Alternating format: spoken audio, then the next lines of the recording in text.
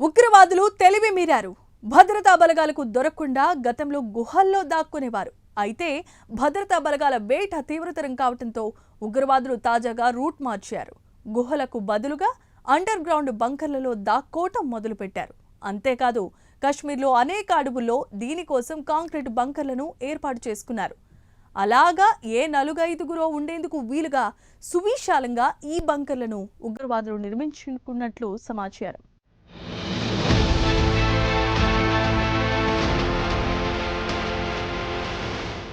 భారత్కు ఉగ్రవాదుల ప్రమాదం పొంచి ఉంది.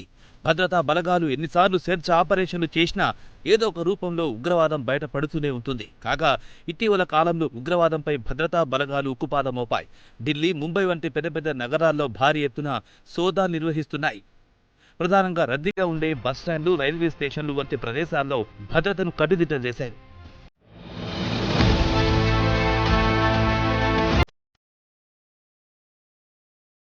కాగా కిందటేడాది ఢిల్లీలోని ఎర్రకోట సమీపాన జరిగిన బాంబు పేలుడు ఘటనతో యావత్ భారతదేశం ఉలిక్కిపడింది. ఇందులో అనేక విదేశాలకు చెందిన ఉగ్రవాద సంస్థల ప్రమేయం ఉన్నట్టు స్పష్టమైంది. ఈ నేపథ్యంలో ఈ కేసును నేషనల్ ఇన్వెస్టిగేషన్ ఏజెన్సీ ఎన్ఐఏకు కేంద్ర ప్రభుత్వం అప్పగించింది. కాగా ఇందుకు సంబంధించి ఎన్ఐఏ ఇటీవల ఛార్జ్షీట్ను కూడా దాఖలు చేసింది. అంతేకాదు ఎర్రకోట సంఘటన నేపథ్యంలో దేశవ్యాప్తంగా భద్రతా బలగాలు ఉగ్రవాదుల కోసం వేట ముమ్మరం చేశాయి. దీంతో చాలా వరకు ఉగ్రవాదుల ఆట కట్టినట్టయింది.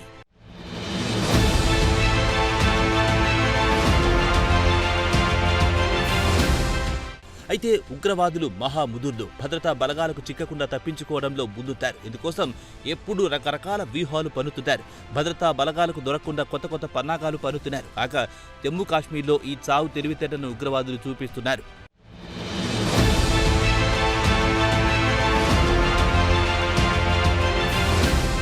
ఇదిలా ఉంటే గతంలో భద్రతా బలగాలకు దొరకకుండా ఉగ్రవాదులు గుహల్లో నక్కేవారు.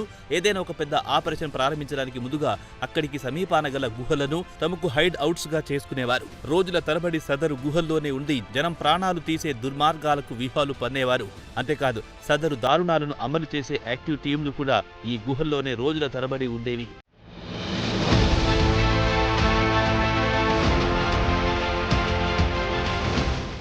ఇక్కడే అమాయక జనం ప్రాణాలు ఎలా తీయాలన్న దానిపై పన్నాగాలు పన్నుతూ ఉండేవారు. అయితే ఇప్పుడు సీన్ మారింది. ఉగ్రవాదులు ముదిరిపోయారు. ఇంతకాలం హైడ్ అవుట్స్ గా ఉన్న గుహలకు గుడ్ బై కొట్టారు.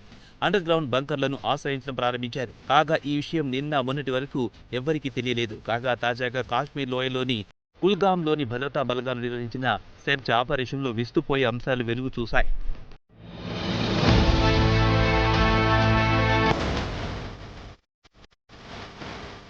కాగా ఉగ్రవాదులు ఉపయోగించే అండర్ గ్రౌండ్ బంకర్లన్నీ దాదాపు తాత్కాలిక నిర్మాణాలే. భూమిని తవ్వి దుంగలతో సదరు బంకర్లు నిర్మించుకున్నారు. కాగా శత్రు ప్రాంతంలో ఇటీవల ఒక పెద్ద అండర్ గ్రౌండ్ బంకర్ కనిపించింది. అయితే అందరు అనుకున్నట్టుగా ఇది ఇరుకుగా లేదు. దాదాపు 4-5 పట్టేంత విశాలంగా ఉంది సదరు బంకర్. అంతేకాదు కొన్ని నెలల పాటు ఉగ్రవాదులు తిష్టా వేయడానికి వీలుగా పెద్ద ఎత్తున నిత్యావసర వస్తువులను కూడా ఈ అండర్ గ్రౌండ్ బంకర్లో దాచి ఉంచడం భద్రతా బలగాలను నివ్వెరపరిచింది.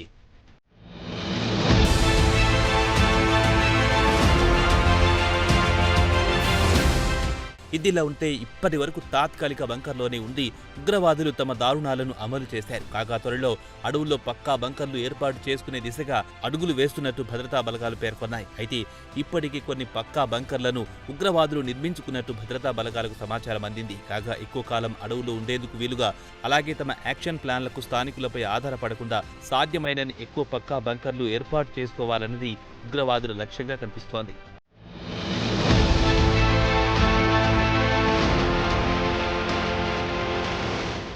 కాగా కాంక్రీట్ బంకర్లలో ఉగ్రవాదులు ఆశ్రయం పొందుతున్నారన్న విషయం తెలియడంతో ఇటీవల భద్రతా బలగాలు రంగంలో దిగాయి.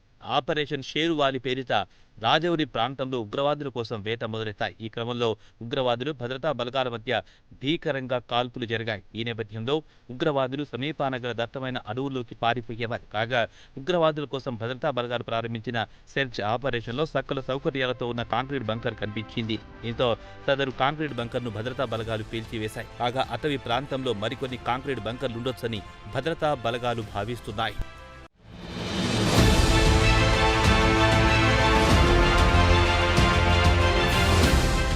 ఏదేమైనా కాశ్మీర్లోని ఉగ్రవాదుల అండర్ గ్రౌండ్ బంకర్లను భద్రతా బలగాలు లక్ష్యంగా చేసుకున్నాయి.